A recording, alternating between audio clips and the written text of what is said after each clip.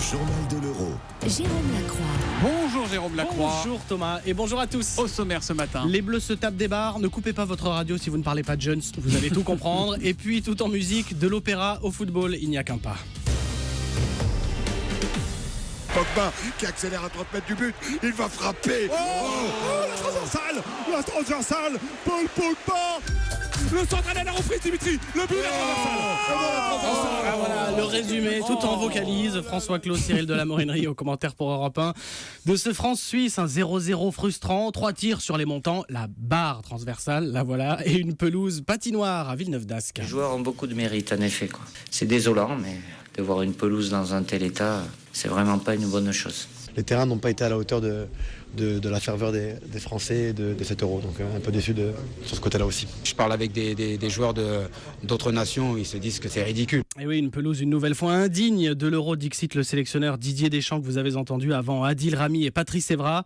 L'UEFA avait demandé à ce que la pelouse soit maquillée de vert. Ils l'ont repeint ? Exactement, cosmétique. Cela n'a rien changé. Alors hormis les défenses, tout a craqué. Hier, on déplore plusieurs maillots déchirés côté suisse, mais aussi un ballon qui a explosé. Le maillot suisse est un mystère. Oui, c'est vrai, Quitte à avoir un ami suisse, il vaut mieux avoir un joaillier qu'un vendeur de vêtements parce que ça tient pas. Exactement. Les Bleus, en tout cas, achèvent ce premier tour. Premier du groupe, c'est bien là l'essentiel. Également hier, l'historique, le premier succès des Albanais dans une grande compétition 1-0 face à des Roumains éliminés ce matin. Vous êtes sûr que c'est pas Julie qui a repeint la pelouse en vert, peut-être du temps, supporter de la Saint-Etienne. Ah oui, c'est moi. C'est pour ça. Ça y est. Allez, on poursuit avec une Démasqué. grande voix. L'hymne du Real Madrid, entonné par le chanteur d'opéra Plácido Domingo, un Espagnol mordu de football. Il rêve d'une finale France-Espagne, figurez-vous. Mais ce serait un crève-cœur tant il est attaché à un homme que Molière et Cervantes s'arrachent. J'ai une grande admiration de Zidane. Il est tellement gentil. Chaque fois que j'allais dans un match, qu'on jouait, il était incroyable. J'ai adoré. Je l'appelais Jambe de soie. Jambe de soie pour Zidane. C'est Quelle joli, poésie. hein. Placido Domingo, invité hier de David Et là, on Abiker. le revoit dans le vestiaire. Oui, je prends la bouteille d'eau, je la débouche, je bois.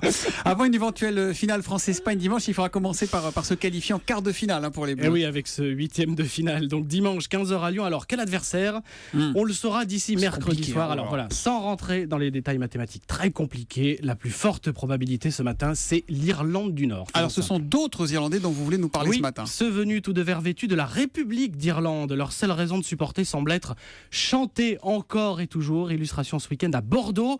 Surpris par la pluie, ils s'abritent sous un tunnel mais bloquent la circulation. Et les voilà face à des policiers français.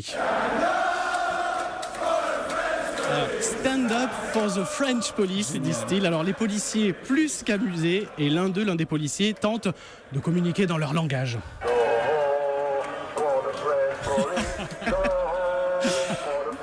Go. Rentrez à la maison pour la police française. Voilà. Et tout cela a fini, Thomas, par un bel hommage des Irlandais à nos Bleus.